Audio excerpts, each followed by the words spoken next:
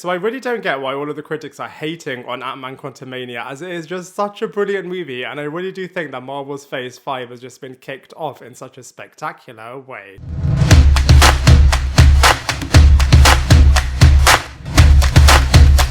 What is up, everybody? Welcome back to my channel, Lifestyle Critic. I hope you're having a brilliant day. So in this video, we are going to be reviewing and breaking down Ant-Man Quantumania. And I really enjoyed this movie, not just because I am a Marvel superfan, but because I think it's such an awesome movie. I mean, all of the family dynamics in this movie with the Pyms, the Langs, and of course Kang the Conqueror were just all so good. So it had such a humanity family dynamics base at its core, and then had all of the quantum realm stuff and all of the multiverse stuff and all of the time traveling stuff. And I do think the quantum realm was really well realized, and gosh, the introduction of the brilliant Kang the Conqueror was just done so well. So I'm not claiming that this is a perfect movie without any issues, but I have to say it's just so much better than the critics are saying. And I'm really glad that actually the Rotten Tomatoes audience score really does reflect this. As like I said, it's such an enjoyable movie, and I'm going to be breaking down and explaining why I think this in this movie review. So as per the trailers, we see that Cassie Lang takes after the Pym family and is really into science, and creates a communication device that she is able to tap into the quantum realm, and Kang's army uses this beacon device to suck all of these family members into the quantum realm. And then we of course see a lot of chaos ensuing, and let's review all of the main storyline beats. So of course the first one is the relationship between Janet Van Dyne and Kang the Conqueror, and I loved this. I thought it was so brilliant to travel into the past to explore how Janet could have gone out of the quantum realm, but ultimately chose to sacrifice herself, as at first she was believing that Kang is a good person and helped him create his time-traveling multiversal device. And she was actually friends with Kang the Conqueror, and he was going to return her to the point where she left Earth, but then she ultimately realizes that this guy is a true monster. And I just think from an acting point of view, Michelle Pfeiffer was just so good, as you could just feel her heart dropping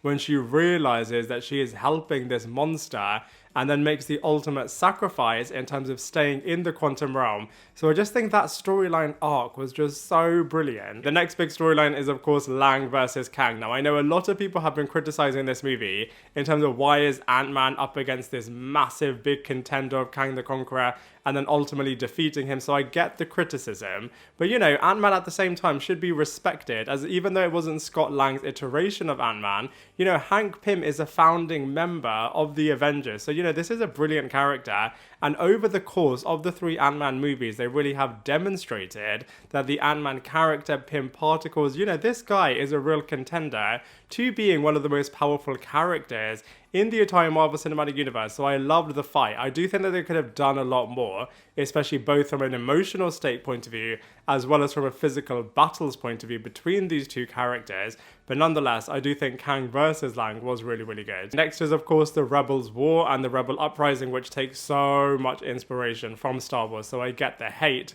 of this particular storyline, but I do think it is quite demonstrative in terms of how evil Kang is, in terms of wiping out and destroying heartlessly so many people within the quantum realm, and then built his futuristic city, Chronopolis. So like I said, took a lot of inspiration of the Empire versus the Rebellion, but you know, the Rebels uprising, Cassie Lang working with the Rebels to ultimately try and stop Kang the Conqueror, and you're really thinking that, you know, they are outnumbered, their powers are really small, and there is no way that they are able to wipe out Kang the Conqueror, who's such an incredible character. So, you know, the Rebel storyline, I get the criticism, but I don't think it was that bad at the same time. And the fourth and final main storyline that I wanted to talk about is, of course, the heist, which harked back brilliantly to the first Ant-Man movie, which I love. I love heist movies, and I think within the Marvel Cinematic Universe, the first Ant-Man movie just did it in such a good way. So it's really nice to go back to that, with Scott Lang kind of being forced into this time of course with much more severe consequences, as Kang the Conqueror is easily able to destroy and kill Cassie Lang. So Scott Lang unwillingly has to help him.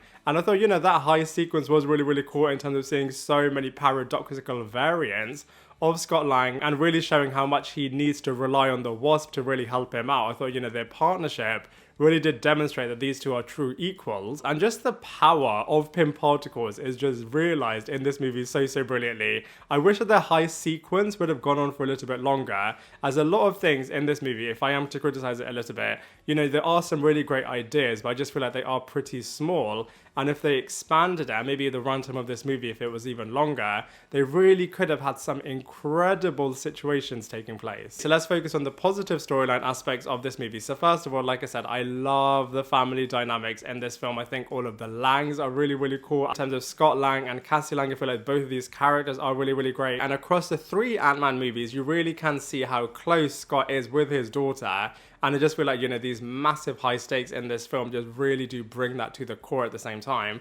And also, we have the Pyms, and I love the Pym family. Like I said, Janet Van Dyne, Hank Pym, and of course, Hope Van Dyne. They are just all so good. And I just loved all of the family dynamics. You can really tell how much they all love each other, how much they are all willing to put their life on the line for each other, and they just work together so well. And one of the messages at the core of this movie is always supporting the little guy, and I just think, gosh, that is such a brilliant message, and I just think it's communicated via all of the different characters and all of the creatures in this movie so brilliantly. And even though Doctor Strange Multiverse of Madness did tap into the multiverse, I feel like this movie is a direct continuation of everything that was set up at the end of Loki season 1. So it's really nice to kind of have the backstory, like I said, of Janet and Kang, and also to see the multiversal war beginning to take place. And even though this movie does push the audience into expanding their mind into brand new territories and brand new concepts, I do actually think it does it in a really successful way, so you're really able to believe everything that you're watching. However, from a negatives point of view, I think MODOK was just an absolute joke in this movie. I know he was purposefully done for that purpose, but I just feel like it detracted from this movie so much, and they just could have done MODOK so much better, not only from a visuals point of view, but also from a storyline point of view. I feel like it was okay what they did with the Darren Cross character, because I love Darren. In the first Ant-Man movie, I feel like he was a truly dark Lex Luthor-esque type villain. So it was really cool to see him, but they just could have and should have just done so much more than what they did do via MODOK. Otherwise, they just would have wanted more of everything that they did introduce in this movie. As like I said, they did somewhat, no pun intended, play it a bit small scale. So for example, they could have had even bigger and better battle sequences, not only between Lang and Kang, but also the Rebels War could have been a lot bigger and better. MODOK's battles could have been a lot stronger. They could have expanded the quantum realm a lot more. You could have explored loads of other different areas. You are zooming through loads of different layers within the quantum realm. So it could have been nice, a bit like Inception in terms of jumping up into all of the other levels. They could have pulled on your heartstrings a lot more. They could have done a lot more with the family dynamics, as well as, like I said, the best moment of this movie was, of course, Janet and Kang stuff. So I would have loved to have seen a little bit more about the past. But nonetheless, from a storyline point of view, I do feel like Ant-Man Quantumania is actually pretty successful. So even though I do think the storyline in this movie is pretty strong, I feel like the ending could have been even better.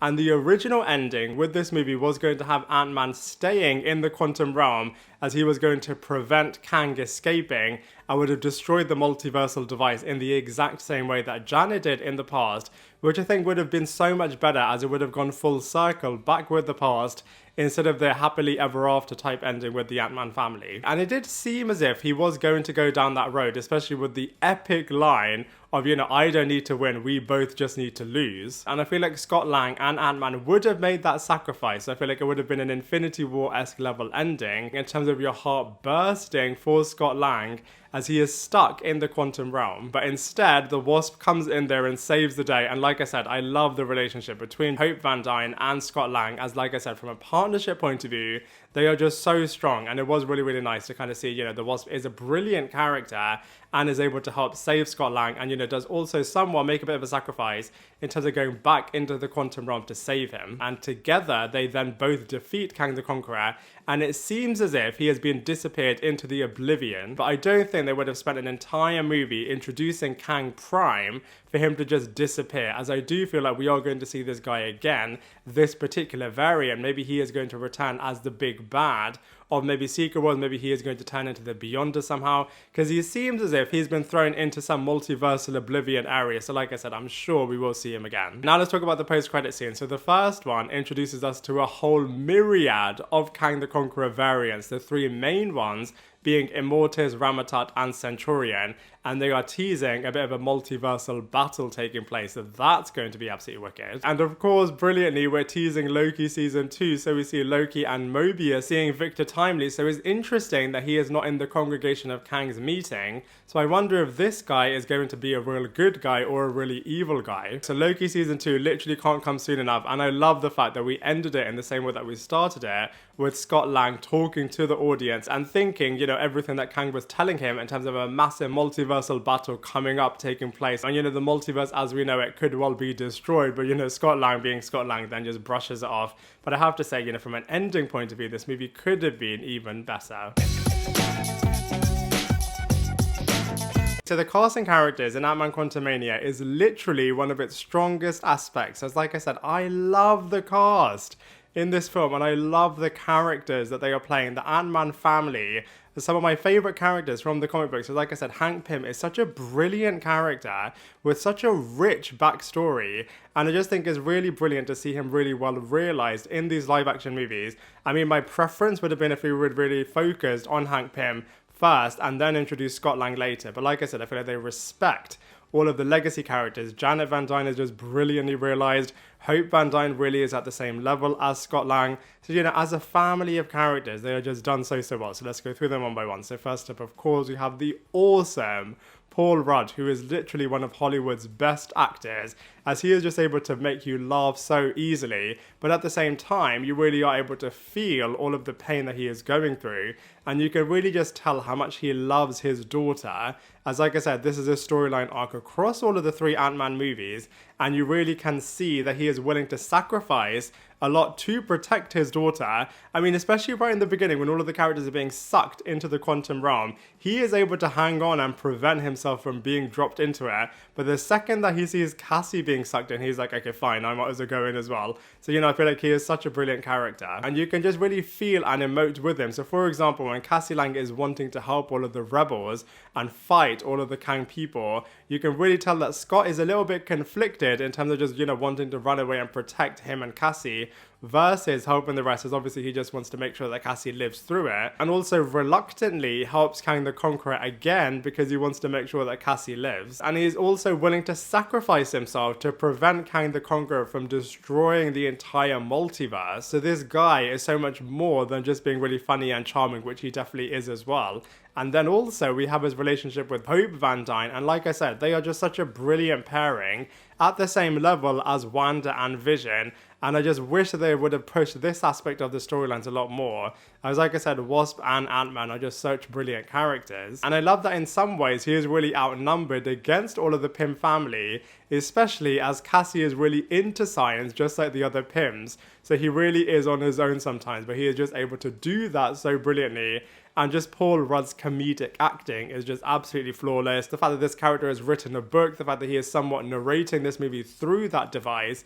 Like I said, Scott Lang is just such a brilliant character, and Paul Rudd just plays him so brilliantly. Next up we have Evangeline Lilly, who is really stepping up as the Wasp, and really does show that she is a real contender with this guy in terms of being just as powerful as he is, being just as strong as he is, and having the same family values that he does as well. As like I said, not only can you see how much Hope really loves Scott, but you can also see how much she loves her parents and how much she wants to protect her parents. But you know, her parents are able to defend themselves at the same time. So like I said, as a unit, they just work so well. And back on Earth, she is the head of the Pym Foundation, so she is really bringing her science expertise to the world. I just wish that this movie would have been a little bit longer, and then Wasp could have had her own individual storyline, as they were trying to pack in quite a lot. And I feel like one of the results of this is that the Wasp character wasn't given as much to do. But that being said, you know, from a whole, I feel like she is really, really brilliant. Next, we have to talk about Michelle Pfeiffer, the other Wasp in this movie, and she was just absolutely brilliant.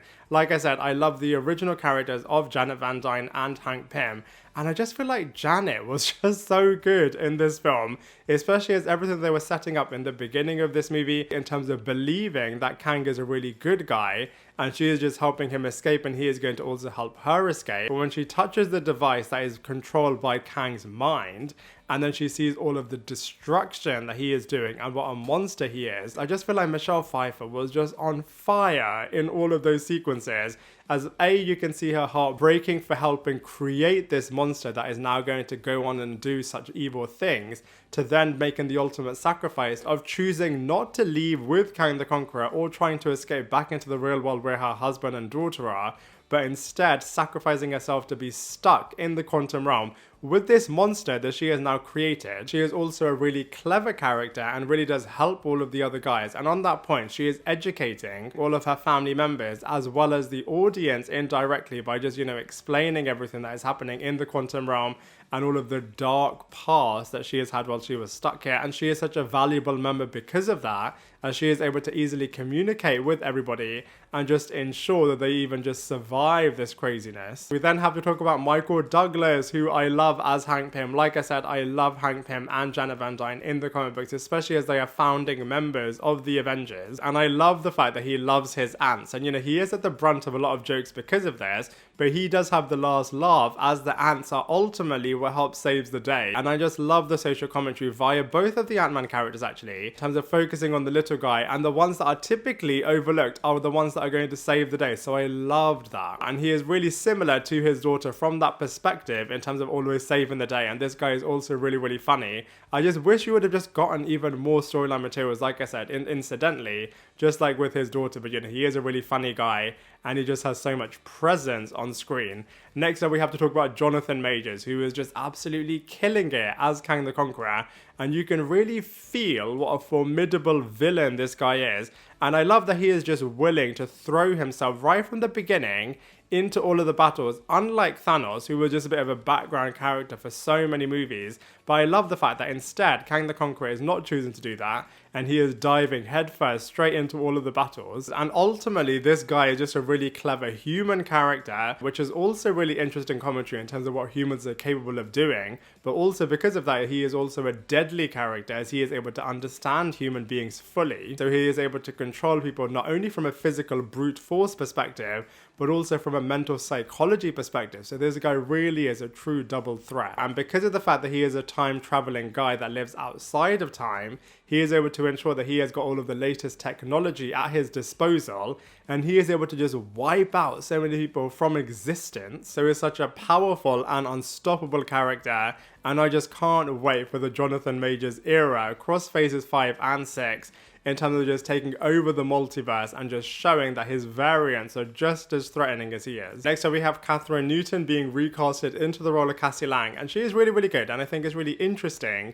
that even though she isn't blood related to the Pym family, she does take after them a lot in terms of being the science brain of the Lang family, and unintentionally, she is the one that caused all of this chaos, as she was just trying to communicate with the quantum realm and then sucked all of them into this space, and then is potentially also causing the destruction of the multiverse. So, this character has got a lot to answer to, but I also love the fact that they are continuing the thread, like I keep saying, from her and her father's relationship across the 3 movies, and Kang is able to use this to manipulate Scott into doing everything that he wants him to do. But also, this character really has got a lot of heart, as she really does want to help all of these people and wants to help all of the rebels, especially when she can see that, Kang has destroyed their world and destroyed all of their homes, which is actually a storyline arc that they start right in the beginning of this movie, as she is in jail a lot, as she is always wanting to help people. So when she finally gets the opportunity to do this, especially from a heroic perspective, she throws herself into it. And I thought it was really funny how she calls MODOK the B guy, especially as that is what she knows him to be from the end of the first Ant-Man movie. And just like with all of the other Marvel projects, they are really setting up the Young Avengers, but I'm really glad that Cassie doesn't overshadow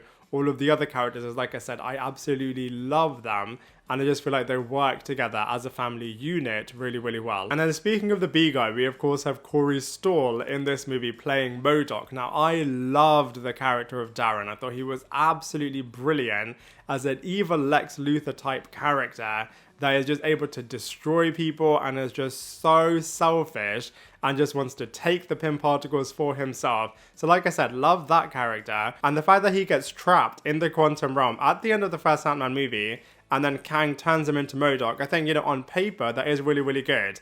but just the execution of it was just absolutely horrendous. I mean, he does behave and act like MODOK does in the comic books and in the animated spaces that we know him to be, especially in terms of being really erratic, being really full of himself, and just being a bit crazy. So he does play him in a really, really good way. But the script writers and the creators just could have and should have just done so much more with MODOK to make him at the same level as the other characters. And it just goes without saying that they definitely could have given him a much better design, as it was just an absolute joke, and if anything, really did detract from this film. We've of course got Bill Murray in this movie playing Kryler, and I thought he was an interesting character in terms of somebody that actually betrays Janet and chooses Kang over her. I just wish that we would have pushed that aspect of this story a little bit more. I feel like if Peyton Reed really did want an Avengers level movie, he should have had a bigger runtime, as there are so many story arcs that are introduced in this film but I just rushed so quickly. And this was definitely one that I would have loved to have explored a lot more. As like I said, Janet Van Dyne was so fantastically realised in this movie. We've also got Katy O'Brien playing Gentora, who is the rebel leader that is actually lifted and shifted from the comic books, except in the comics she isn't a humanoid version of this character.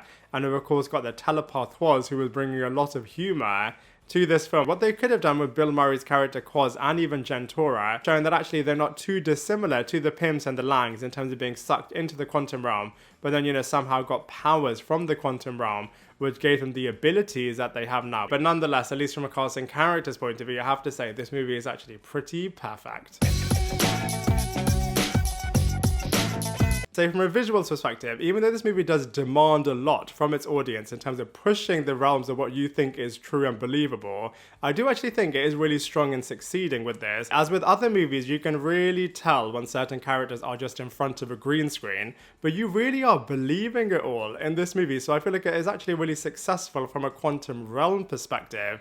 And even though they could have definitely done bigger and better fight sequences, I love the fact that Kang has just got this ultimate power that he can just wipe people out from existence completely. And I feel like his costume was so comics accurate. Even the blue shine on his face was just done so well. And speaking of costumes, I love all of the Ant-Man and the Wasp costumes. I love all of their Pym particles. I think they are just such a brilliant power set. MODOK was an absolute joke. I just can't believe they actually put that out in the final movie render edit. An absolute joke. They could have definitely made MODOK look so much better, but it just looked like a very dated, very bad CGI thing. Jumping back into the past to explore the history of both Kang the Conqueror and Janet Van Dyne was absolutely incredible. Loved all of the rebellion stuff. I think the war was really, really believable. Kang's futuristic technology was really, really brilliant. Chronopolis was realized so well. All of the multiversal sequences looked exactly like they were introduced at the end of Loki, which I think is really, really brilliant. All of the creatures in the quantum realm were absolutely awesome too, even though you can tell that they borrowed and learnt a lot from the Star Wars movies.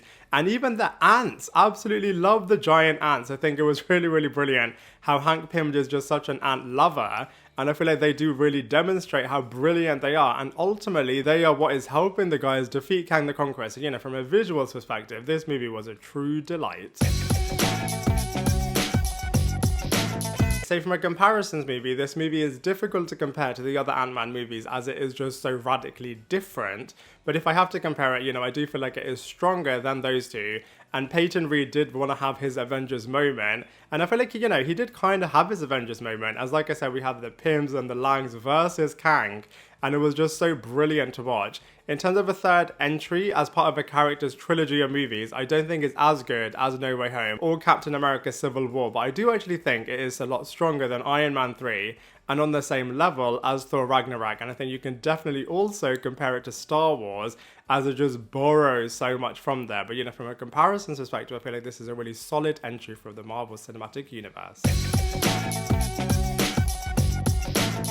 So overall, I have to say I really, really enjoyed Ant-Man Quantumania. I think it was such a strong movie, and I think it's such a shame that it's getting so overly criticized, as it's just such an enjoyable film. I mean, the storyline was really, really great. All of the characters, I absolutely love these group of characters. I feel like from a character's point of view and from a casting point of view, this movie is just absolute perfection. Loved entering into the quantum realm. I think it's really clever, everything that they did with Kang the Conqueror, and it just teases a brilliant future that we are just going to explore with Kang just literally taking over the MCU. I mean, you know, like I said, this movie isn't perfect. They definitely could have done a little bit more with all of those family dynamics. They definitely should have done MODOK a lot stronger. They could have done a little bit more in terms of setting up evil Kang even better. But, you know, for the most part, I really, really enjoyed this movie. And so for all of those reasons, I'm going to give it a solid 7.5 out of 10.